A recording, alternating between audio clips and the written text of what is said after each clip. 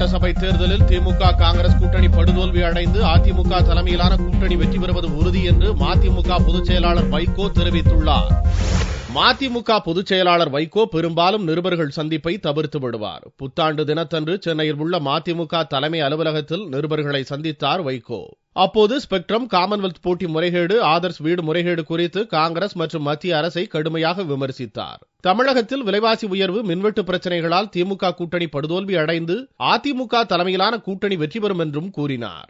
விலைவாசி கடுமையான பாதிப்பை ஏற்படுத்தி நடுத்தர குடும்பங்கள், அடித்தட்டு மக்களும் அதிலே மிகுந்த பாதிப்புக்கு ஆளானதுனால, அது மட்டுமல்ல இந்த 4.5 ஆண்டு காலமும் மின்வெட்டினாலேயும் மிகப்பெரிய பாதிப்பு ஏற்பட்டதுனால திமுக காங்கிரஸ் அணியை தோற்கடிக்கிற முடிவில் மக்கள் இருக்காங்க. இவர்கள் பணமே கொடுக்க முயன்றாலும் கொடுத்தாலும் கூட தோற்கடிப்பார். தமிழகத்தில் சட்டம் ஒழுங்கு சீர்குலைந்து மக்களின் உயிருக்கும் உடைமைகளுக்கும் பாதுகாப்பு இல்லாத சூழல் உருவாகி உள்ளதாகவும் புகார் தெரிவித்த வைகோ, அதிமுக தலைமையிலான கூட்டணியில் எந்த கட்சிகள் இடம்பெற வேண்டும் என்பது தொடர்பாக ஜெயலலிதா தான் முடிவு செய்வார் என்றும் கூறினார். காவல்துறை நம்பகத்தன்மை நாசமாகி போய்விட்டது. ஆளுங்கட்சியை சேர்ந்தவர்கள் படுகொலைகளில் ஈடுபட்டாலும் அவங்க மேல கேஸே கிடையாது.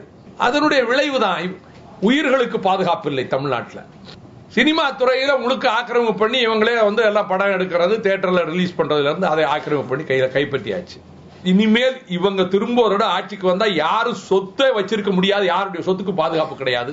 முல்லைப்பெரியார் அணை விவகாரம் தொடர்பாக பேசிய வைகோ, பழைய அணையை இடிக்க வேண்டும் என்ற கேரள அரசின் நிலைப்பாட்டை மதிமுக கண்டிப்பதாகவும் கூறினார். பேட்டியின் போது மதிமுக துணை பொதுச் செயலர் மல்லை சத்யா உடனிருந்தார்.